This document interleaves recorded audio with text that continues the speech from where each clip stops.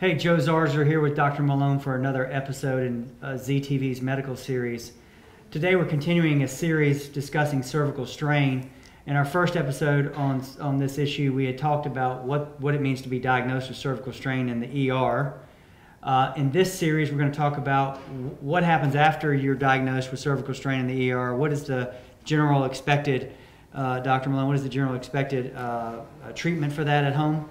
And what kind of signs and symptoms should the client be looking for to know whether or not they need to follow up for the cervical strain? Okay.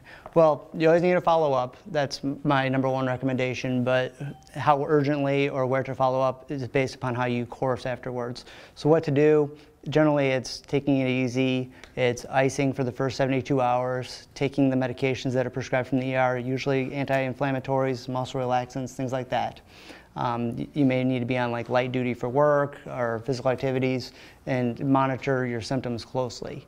As far as the red flags that we had mentioned in the prior video, it's weakness, numbness, changes in your bowel or bladder, which, believe it or not, can relate to neck or lower spine injuries. Those kind of things would be a reason why you'd go back to the ER and say, hey, there's something not right, to decide whether or not you need to be admitted to the hospital or get a more expanded workup then.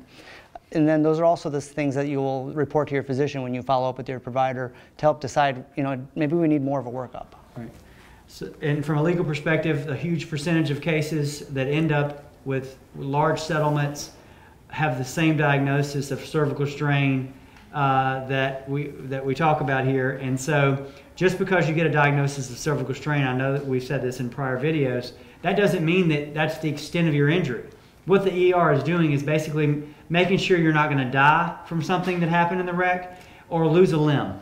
And as soon as they've ruled out those couple of things, they're going to default diagnosis to some kind of cervical strain, lumbar strain, that kind of thing, if they can't find anything more acutely going on. If you have further questions about cervical strain injuries associated with any kind of traumatic event, especially car wrecks, you can find us on the web at zarzaurlaw.com, or you can call us at 855-HIRE-JOE. Thank you.